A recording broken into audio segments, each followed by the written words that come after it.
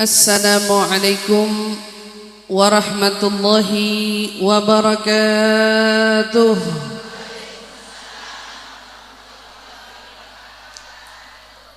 Alhamdulillahi rabbil alamin. Wabihi nasta'in ala umuri dunya wad din. Wassalatu wassalam ala ashrafil anbiya'i wal mursalin Sayyidina wa habibina wa syafi'ina wa qurrati a'yunina Muhammadin sallallahu alaihi wa ala alihi wa sahbihi wa sallam. Subhanaka la ilma lana illa ma 'allamtana innaka antal alimul hakim. Wa sallim ala sayyidina Muhammad al-Fatih lima ughliq wal khatim lima sabaq nasiril haqqi bil haqq wal hadi ila siratikal mustaqim wa ala alihi wa sahbihi haqqa qadrihi wa miqdarihil azim. Rabbi zidna ilma warzuqna fahma, amin Allahumma amin. Subhanaka la ilma lana illa ma 'allamtana innaka antal alimul hakim. Allahumma inna nas'aluka ilman ladunni wal mashrab safiyal haniya wa habiya ghani. Allahumma inna nas'aluka ilman ladunni wal mashrab safiyal haniya wa habiya ghani. Allahumma inna nas'aluka ilman ladunni wal mashrab safiyal haniya wa habiya ghani. Alhamdulillah tsumma alhamdulillah. Limpahan syukur bersama kita panjatkan kepada Allah Subhanahu wa taala yang telah menghadirkan bersama di pagi hari yang penuh barokah ini di majelis taklim Daruz Zahra pimpinan Ibu Leli, yang mudah-mudahan kita sama-sama doakan semoga Allah panjangkan umurnya, Allah sehatkan badannya, Allah berkahi rumah tangganya, anak-anaknya dijadikan anak-anak yang soleh-solehah insyaallah, amin amin ya rabbal alamin. Tentunya majelis taklimnya yang pada hari ini mengumpulkan kita bersama di tempat ini, semoga semua yang telah melangkahkan kakinya baik dari jarak dekat maupun yang jaraknya jauh, Allah Subhanahu wa taala ganjarkan pahala baginya yang berlipat-lipat ganda. Allah tinggikan derajatnya, Allah luaskan rezekinya, Allah lapangkan hatinya, Allah ringankan setiap urusan dan masalahnya. Semoga Allah Subhanahu wa taala ampunkan dosa-dosanya. Kumpulkan kita semua bersama junjungan Nabi besar Muhammad sallallahu alaihi wa ala alihi wasallam insyaallah, amin amin ya rabbal alamin. Alhamdulillah kita kumpul di sini bersama di dalam naungan sholawat, naungan yang mana kita bersama memuji junjungan Nabi besar kita Muhammad sallallahu alaihi wasallam dengan syair-syair, dengan qasidah-qasidah yang kita sama-sama jadikan sebagai sarana ungkapan akan kerinduan kita kepada baginda Nabi Muhammad sallallahu alaihi wa ala alihi wasallam. Di mana perlu ibu-ibu ketahui bahwa Nabi itu pernah menyuruh kita, nawwiru majalisakum bis salatu alayya fa inna salatukum nuran lakum yaumal qiyamah. Zayyinu majalisakum, bahkan dalam riwayat yang lain, hiasilah, hiasi majelis-majelis kalian dengan apa? Dengan sholawat kepadaku, karena sholawat kepadaku esok akan menjadi cahaya bagi kalian. Nah, ibu itu bisa pahamin bahwa sesungguhnya Nabi minta majelis kita itu dihias. Kita biasanya kadang-kadang ngehias majelis kan pakai dekoran. Ini dekoran hiasan, kelihatannya jadi bagus apa enggak? Jadi indah apa tidak? Ibu lihat saya duduk di sini dikelilingin bunga, jadi makin bagus apa enggak? Bagus. Yang namanya hiasan itu indah. Tetapi yang Nabi inginkan dari kita dalam menghias majelis itu dihias dengan sholawat. Ibu-ibu yang belum tatap wajah saya hari ini gitu ya, yang belum kesempatan menatap wajah, tidak usah berkecil hati. Insya Allah walaupun tidak bertatap wajah, hatinya tetap tertaut. Dan insya Allah tautan hati lebih berharga daripada tatapan wajah. Insya Allah yang tidak menatap tapi hatinya penuh dengan takzim, penuh dengan kerinduan, penuh dengan ungkapan ingin mendapatkan kemanfaatan, mendapatkan ganjaran yang tidak kurang suatu apapun, bahkan lebih dari Allah Subhanahu wa taala. Insyaallah, amin amin ya rabbal alamin. Maka buat yang lihat alhamdulillah, buat yang tidak bisa melihat atau belum bisa melihat pun kita ucap alhamdulillah. Setidaknya kita tetap tercatat orang yang hadir sama-sama kumpul di dalam maulid Nabi Muhammad sallallahu alaihi wasallam. Insyaallah, amin amin ya rabbal alamin. Oke. Sudah selesai? Sudah. Apa yang Nabi katakan? Kata Nabi, hiasi majelis kalian dengan sholawat.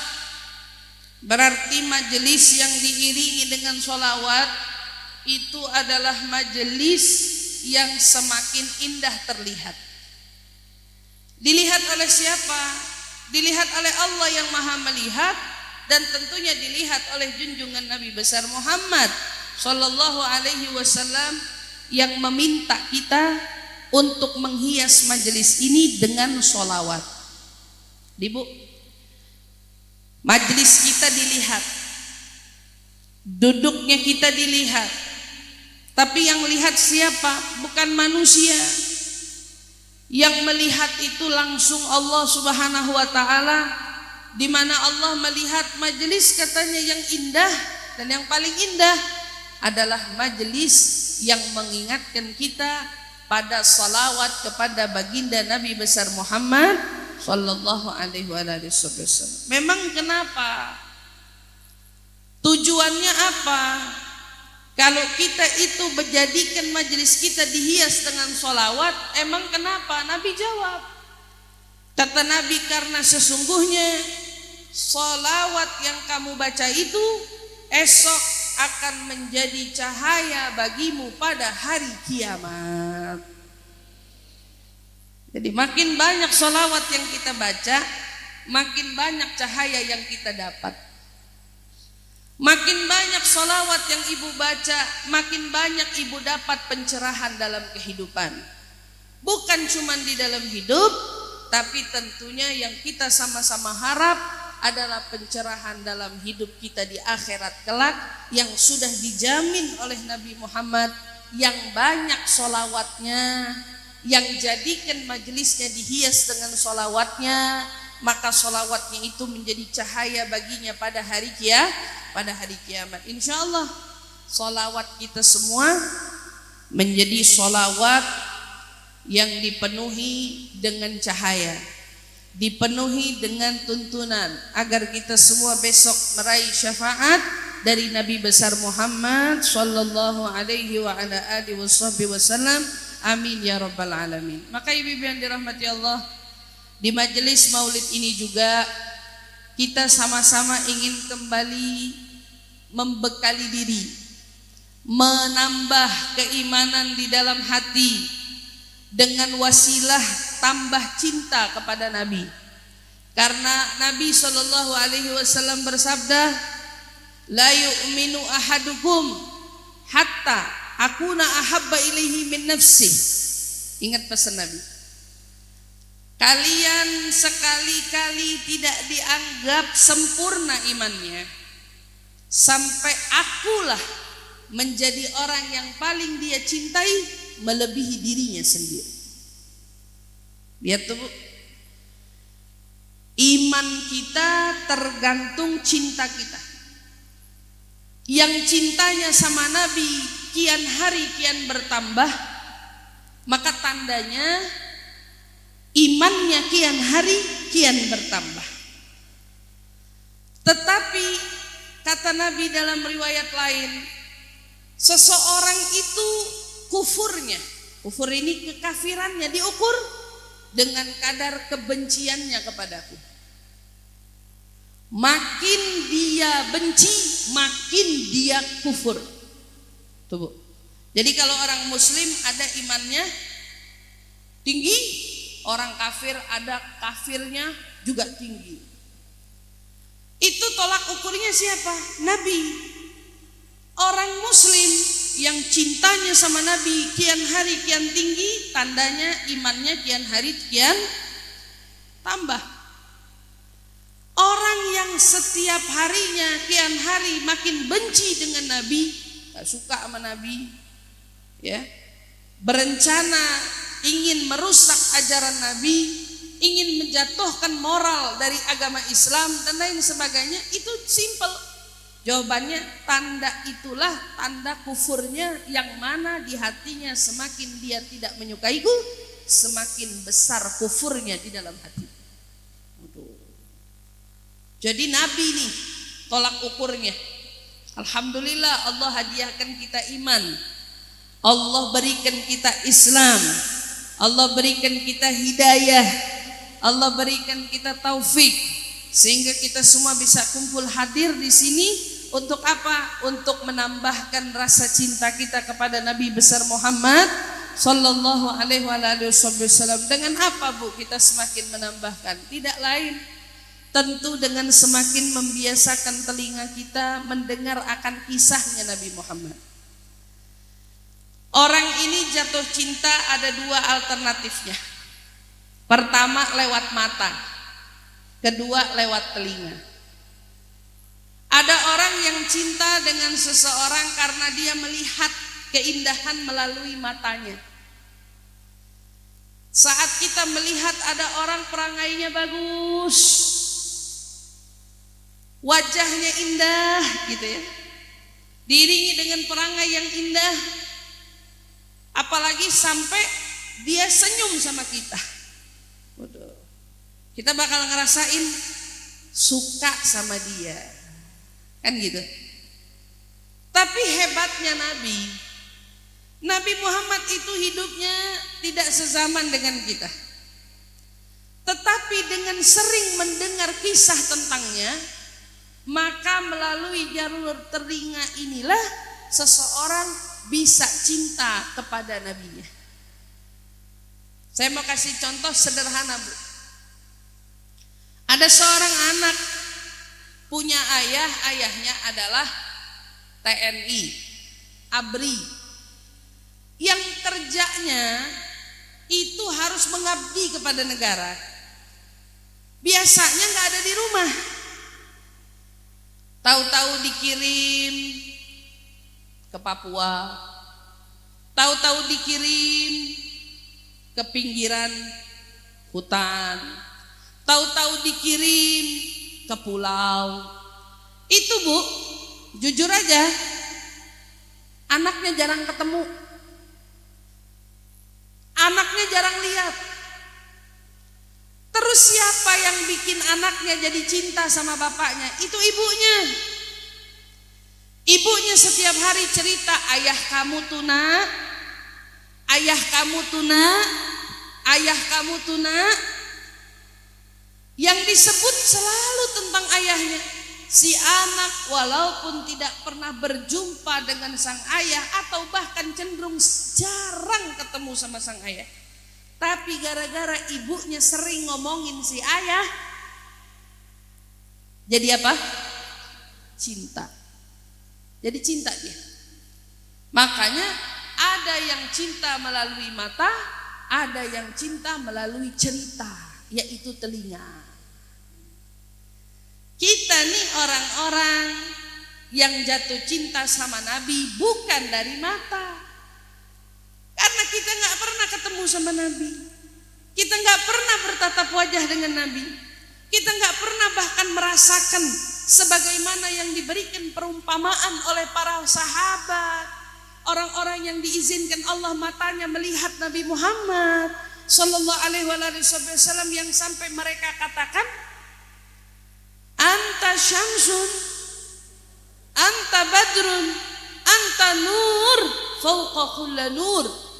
Kamu itu matahari, kamu itu ibaratnya purnama, kamu itu cahaya di atas cahaya. Itu yang ngomong siapa? orang yang pernah lihat Nabi. Kan gitu.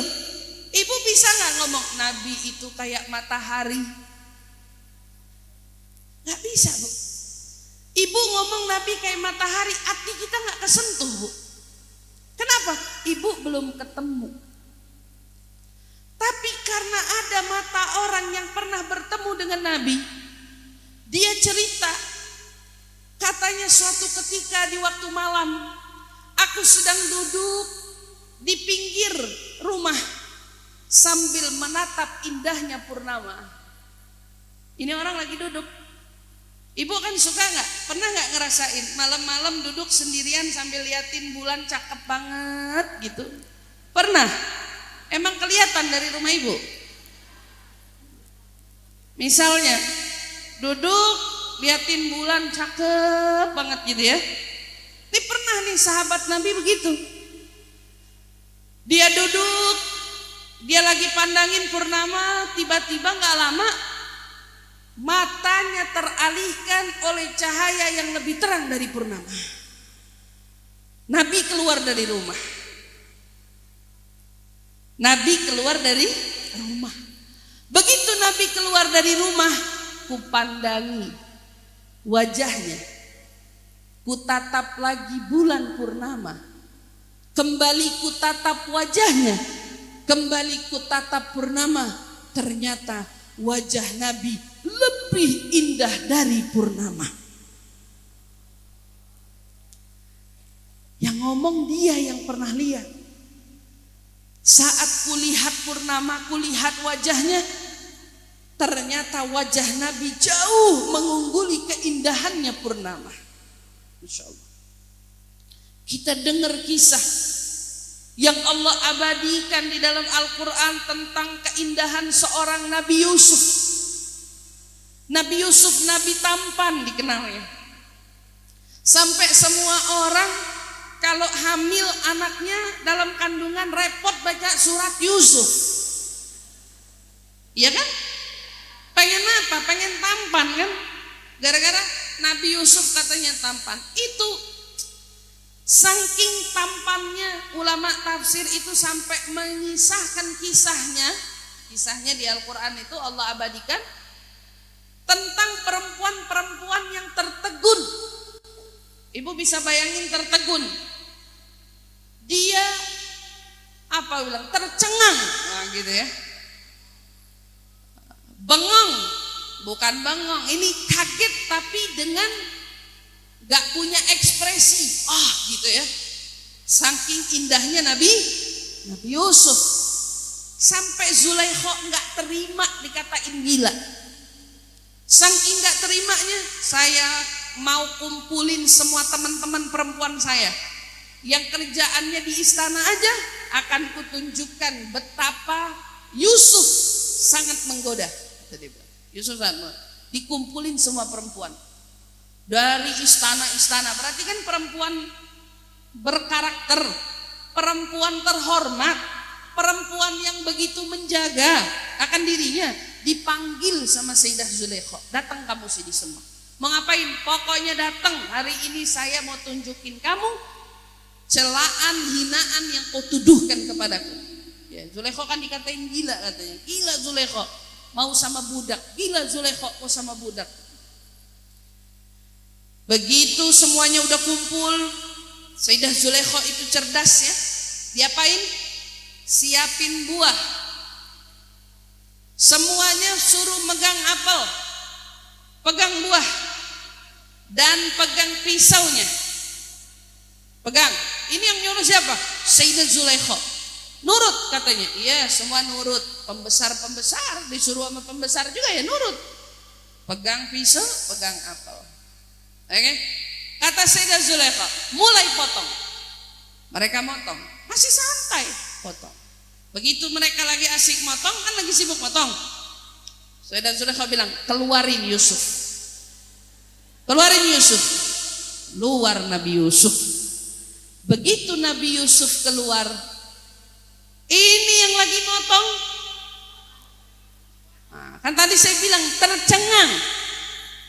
Tercengang. Kata Siti Zulaikha bilang gini, nggak boleh ada yang berhenti motong. Jadi Nabi Yusuf lewat, mereka terus memotong.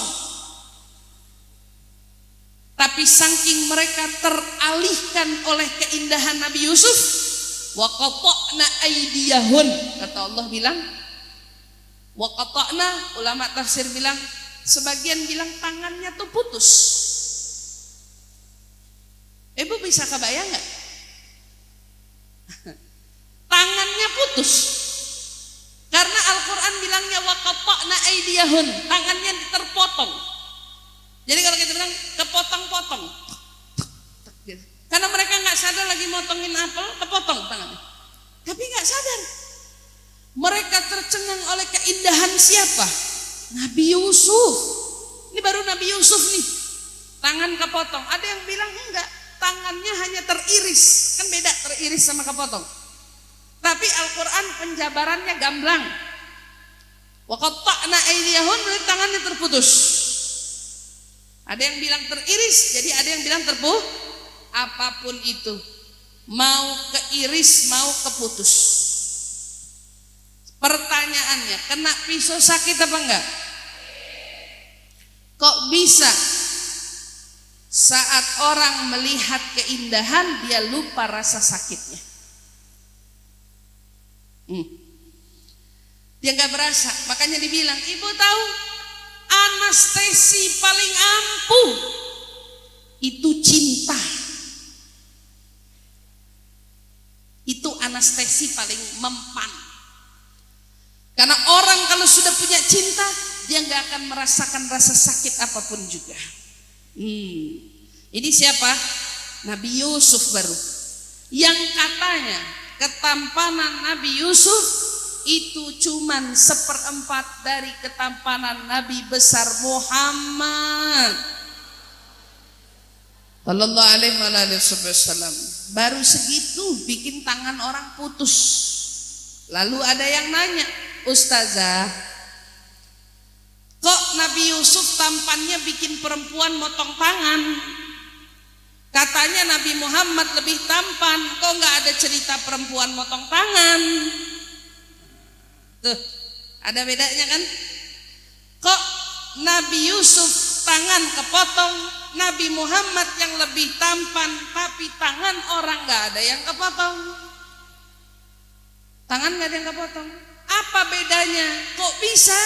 Dijawab oleh ulama, karena kalau orang menatap tampannya Nabi Muhammad, bukan tangan yang terpotong, tetapi hati yang terpotong-potong. Allahumma salli ala Sayyidina Muhammad wa ala ali Sayyidina Muhammad. Hati yang terpotong-potong. Hati yang terpotong-potong bisa kebayang tuh. Makanya begitu kita dengar kisah, kok bisa ada orang yang kalau dilihat purnama, katanya purnama kalah indahnya dari sosok keindahan Nabi Muhammad sallallahu alaihi wasallam. Apa cuman sampai di situ? Habib Ali bin Muhammad al-Habsyi, sahibul Maulid Simtud Durar, dalam sajak syair di dalam maulid yang beliau karang, beliau menulis kalimat begini, Habibun yugharul badru min husni wajhihi, tahayyaratil albabu fi wasfi ma'nahu. Ini Habib, ini kekasih katanya. Yugharul badru, ibu bisa bayangin nggak? Bulan purnama iri sama dia. Gara-gara ibaratnya Nabi muncul, nggak ada orang yang liatin purnama lagi. Purnama terus nggak laku. Kenapa? Dibandingin dengan apa? Indahnya Nabi Muhammad sallallahu alaihi wasallam. Kebayang nggak? Purnama istilah kiasan ya. Iri gara-gara orang kalau sudah lihat Nabi nggak bakal tertarik dengan keindahan apapun yang ada di muka bumi ini. Ya Allah.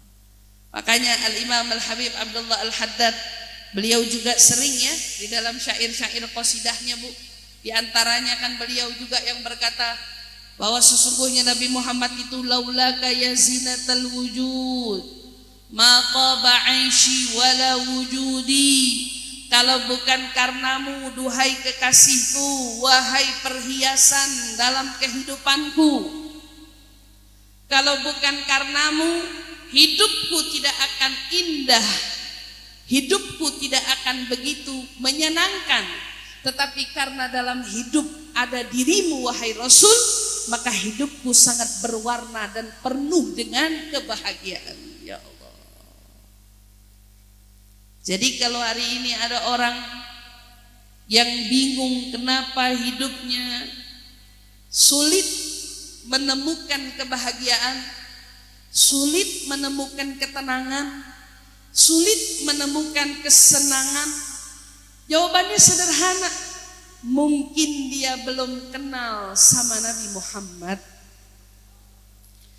Karena jika dia kenal sama Nabi Muhammad, gak ada lagi yang namanya hidup ini susah. Tidak ada lagi yang namanya hidup ini gelisah. Tidak ada lagi yang namanya hidup ini dipenuhi dengan sengsara. Kenapa? Karena dia punya anestesi yang paling ampuh dan paling berharga, yaitu Nabi besar Muhammad sallallahu alaihi wasallam. Dia yang bilang wala tarannamat. Habib Abdullah Al-Haddad bilang, tuh kalau bukan karena Nabi saya nggak bakal ngerasain indahnya hidup. Bahkan kalau bukan karena Nabi saya nggak bisa ngerasain indahnya dan nikmatnya sholat, nikmatnya ruku, nikmatnya sujud. Tapi karena Nabi, sholatku indah. Karena Nabi, ruku'ku indah. Karena Nabi, sujudku indah. Kalau kita kaitin lagi, karena Nabi, semua masalah berubah menjadi indah. Kalau kita mau kaitin, karena Nabi, semua luka berubah menjadi penawarnya. Asalkan kenal sama Nabi Muhammad sallallahu alaihi wasallam. Ini cinta sama Nabi melalui telinga. Dulu di zaman Nabi ada seorang sahabat, hidupnya humoris, senang bikin sahabat ketawa. Namanya siapa? Usaid bin Hudayr. Bukan Nuaiman aja, sahabat Nabi yang bisa bikin Nabi senyum ketawa tuh bukan.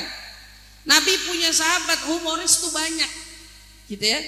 Di tengah-tengah dia lagi duduk kumpul sama teman-temannya, ya dia lagi senyum, lagi bercanda, lagi ketawa. Nabi nggak larang, Nabi nggak omelin, Nabi nggak salahin bu. Tapi kebayang di tengah-tengah lagi bercanda, Nabi tertawa. Itu saking bikin Nabi tertawa sampai Nabi itu tusuk perutnya Usaid. Kamu nih ya, gitu. Ibu pernah ngelihat orang bercanda begitu? Kalau kita lagi ketawa-ketawa sampai kita pukul ya pahanya, kamu tuh ya bisa aja. Nabi dibikin sama Sayyidina Usaid, itu sampai Nabi telunjuknya nusuk perutnya Usaid. Kamu tuh ya kalau bercanda bisa aja. Kamu tuh ya kalau bercanda bisa aja gitu. Saking Nabi senang dibikin senyum dan dibikin tertawa oleh Sayyidina Usaid. Tapi emang dasar tukang bercanda, ditusuk sama Nabi tangannya, tiba-tiba jadi serius. Rasul, ente nyakitin aneh. Tukang bercanda, lagi bercanda, Nabi bercanda balik, tiba-tiba berubah jadi serius. Ente barusan nusuk aneh sakit tahu. Nabi dengan santainya jawab, ya kalau begitu balas aku. Kamu ngerasa aku menusuk perutmu sakit kan? Balas aku, kata Nabi bilang, balas, sini tusuk aku balik. Dia dengan wajah gak punya salah ya. Dia bilang gini, saya kan gak pakai baju. Waktu ditusuk ya sakit lah. Orang langsung ketemu jarimu, ketemu kukumu. Ya kalau kamu pengen saya balas, buka dulu bajumu.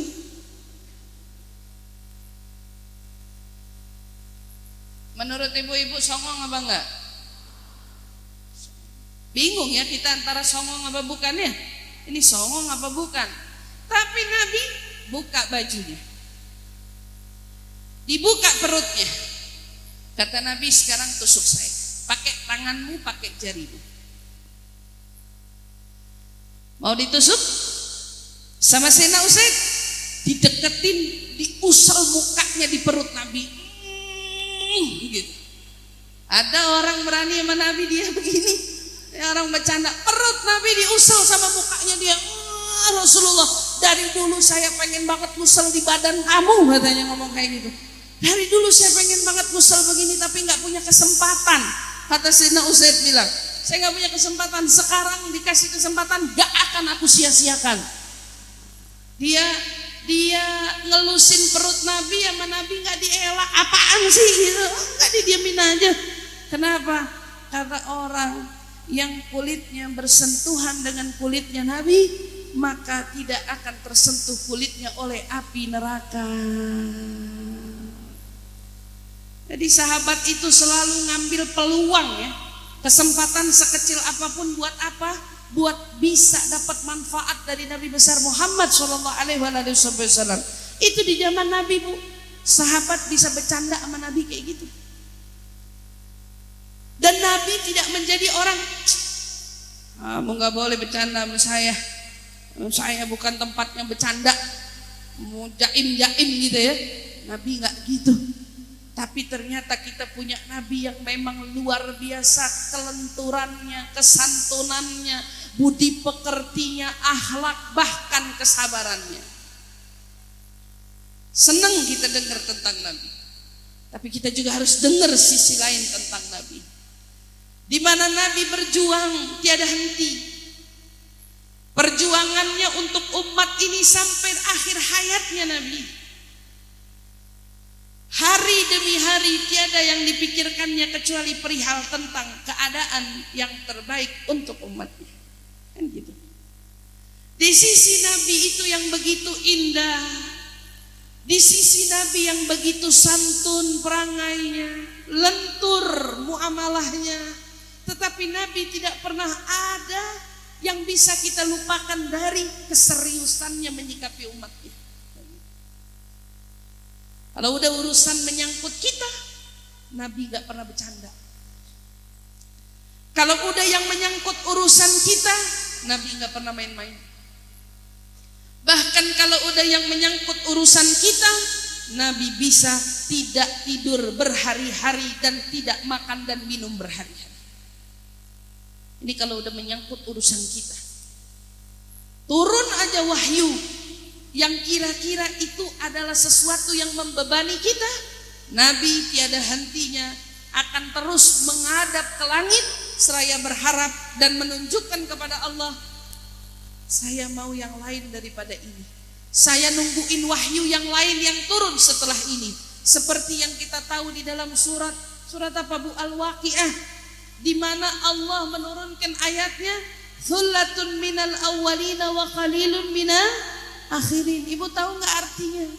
Katanya nanti sepertiga dari umat terdahulu masuk surga, sedikit dari umat akhir zaman yang bakal masuk surga. Ibu tahu, Nabi nggak tidur, Nabi nggak makan, Nabi nangis tiada henti, dibujuk oleh seorang sahabat setianya Abu Bakar, dibujuk oleh sahabat setianya Umar bin Khattab, dibujuk oleh sahabat-sahabat lainnya. Seorang pun dari mereka tak ada yang berhasil membuat Nabi memberhentikan air matanya. Gak ada yang berhasil. Beliau terus menangis. Sahabat yang melihat Nabi terus menangis gak kuat.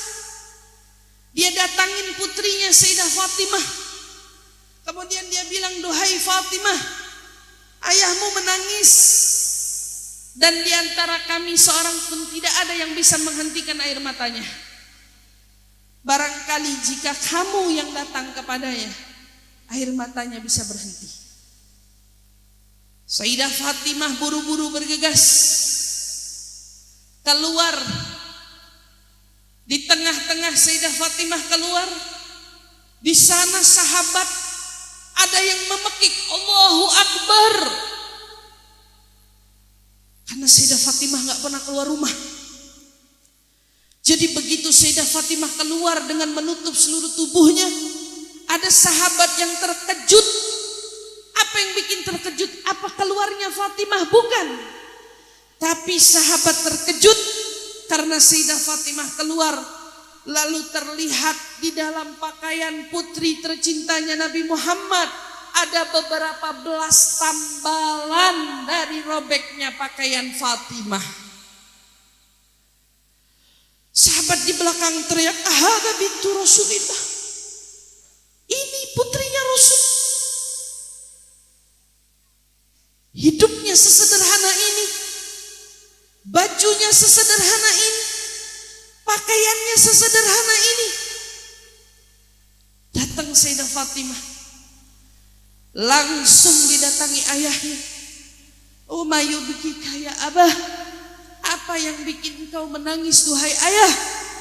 Kami semua risau dengan air matamu yang tiada henti." Air mata Nabi kalau jatuh ke bumi yang bergoncang arasy-Nya Allah Subhanahu wa ta'ala. Allah tahu Nabi menangis, Allah tahu, tapi Allah menunda untuk menjadi pelajaran kepada kita betapa menderitanya Nabi kalau ada wahyu telat sedikit turun berkenaan kabar gembira untuk para umatnya. Nabi gak siap, Nabi gak rela, Nabi gak rela. Itu Nabi kita, itu Nabi kita. Turun malaikat Jibril, Sayyidah Fatimah sedang membujuk, "Mayubkika ya abah." Jawaban Nabi, "Duhai putriku Fatimah, Allah berfirman, nanti sepertiga dari umat akhir zaman masuk ke dalam surga, tetapi sedikit dari umatku yang akan masuk ke dalam surga. Kemana mereka akan pergi? Di mana mereka akan bernaung jika mereka hanya sedikit yang masuk ke dalam surga? Kemana lagi kalau bukan ke neraka mereka akan bermuara? Kemana lagi mereka kalau bukan neraka tempatnya?" Sayyidah Fatimah ikut menangis.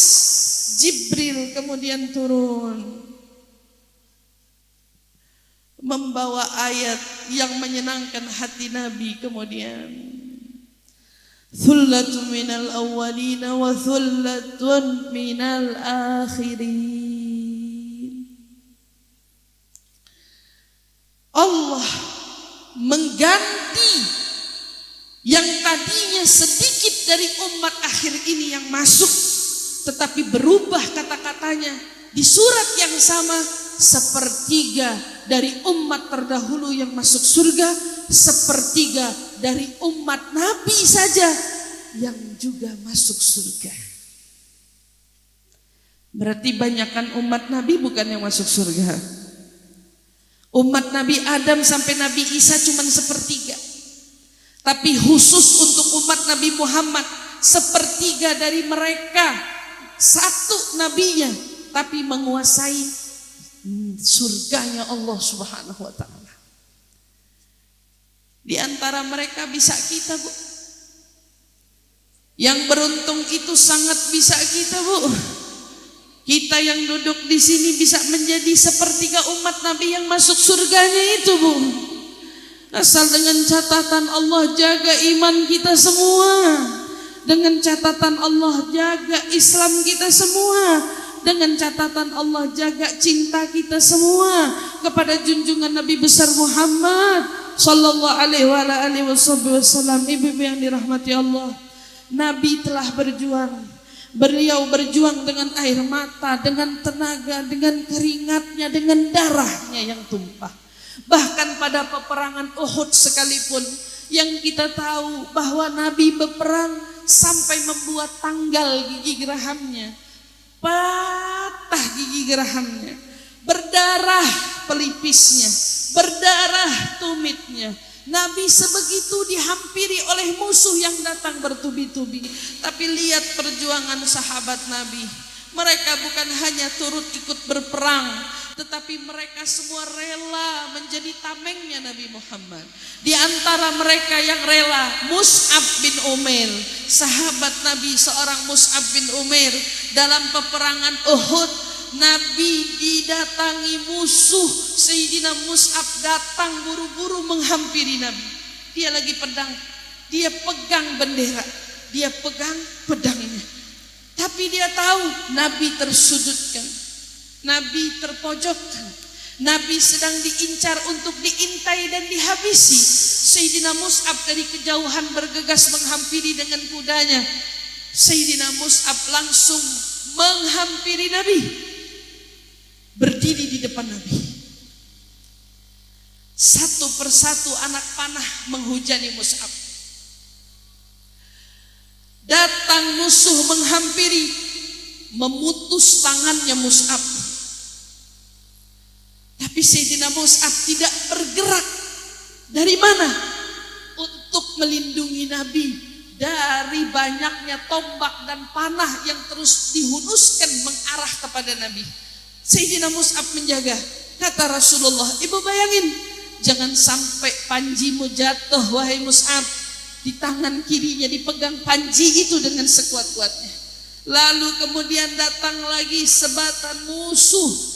Musuh datang dari sisi kiri. Apa yang dilakukan? Mereka pun memotong tangan kirinya Sayyidina Mus'ab. Rasulullah melihat kejadian itu. Kata Rasulullah bilang, aku lihat Mus'ab menjaga panjiku dengan lengannya yang tersisa dan lehernya, agar panjiku tidak terjatuh. Ini baru panji, ini baru bendera. Bendera Nabi segitu dijaga oleh sahabat. Mereka berjuang rela mengorbankan jiwa raga mereka untuk Nabi Muhammad. Bahkan di tengah-tengah Nabi melihat Sayyidina Mus'ab yang sedang kewalahan memegang bendera. Tiba-tiba tak selang dari situ Nabi lihat Sayyidina Mus'ab jatuh. Tetapi tiba-tiba gak lama ada orang lagi yang wajahnya mirip Sayyidina Mus'ab. Sampai Nabi bilang, Mus'ab, tahan musuh.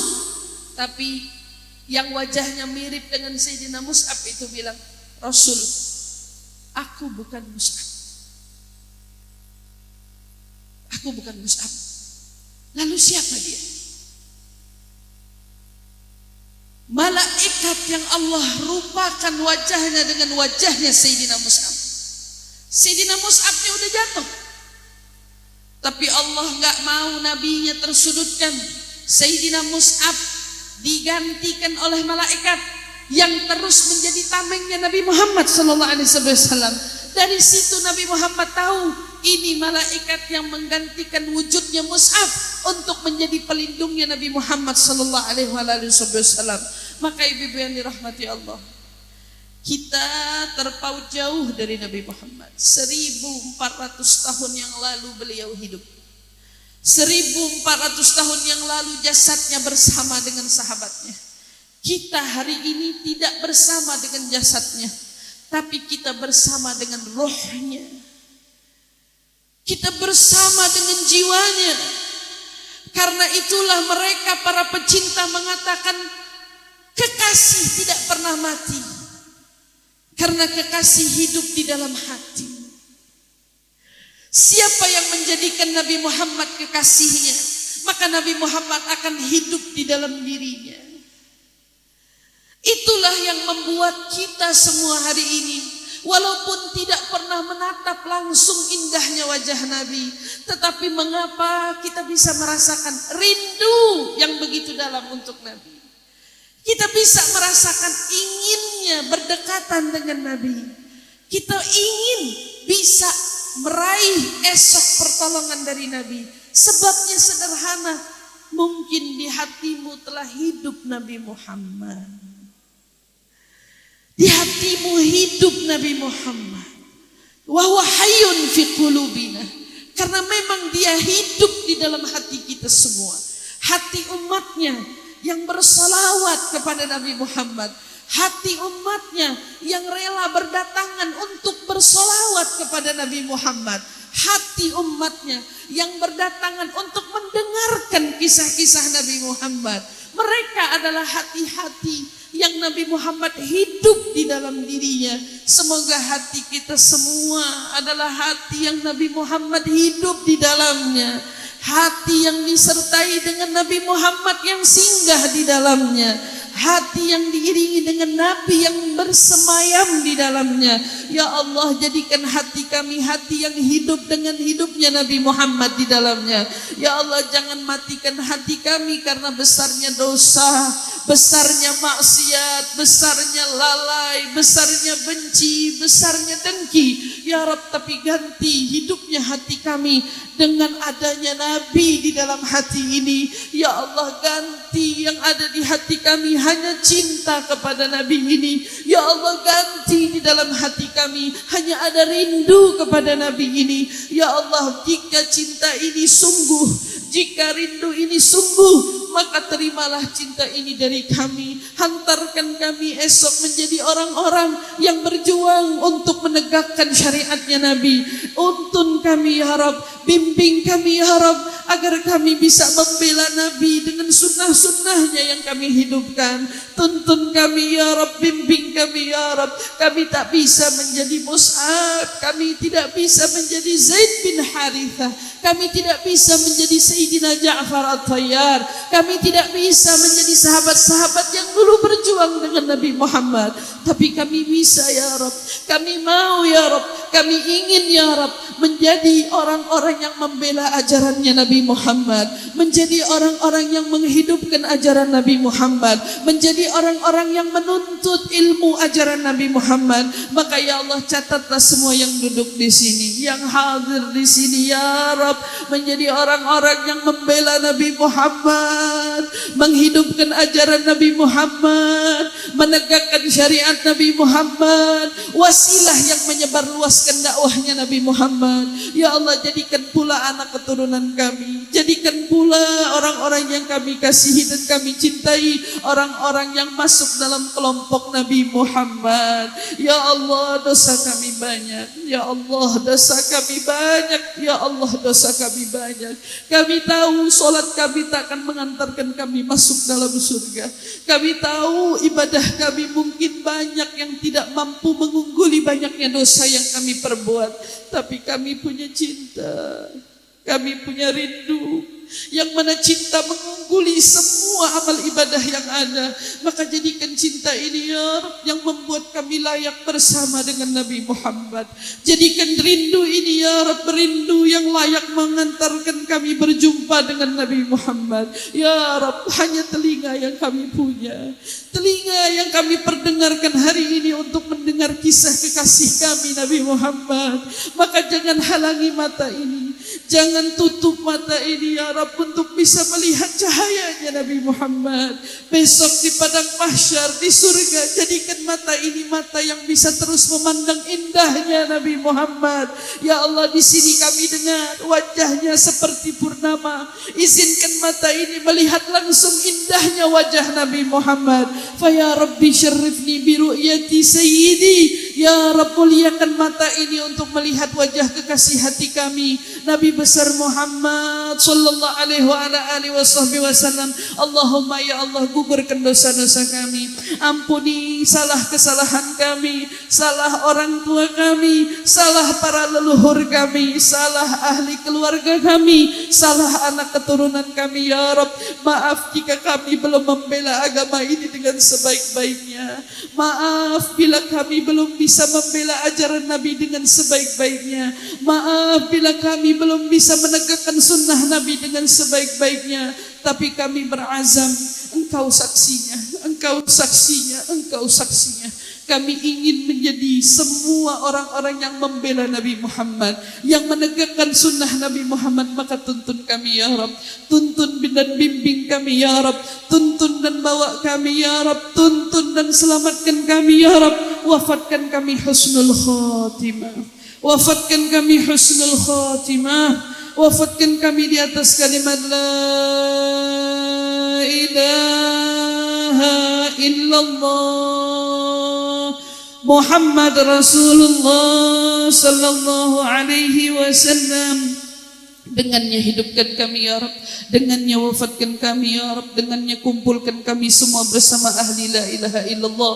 Rabbana la tuzigh qulubana ba'da idh hadaitana wa hab lana min ladunka rahmatan innaka antal wahhab.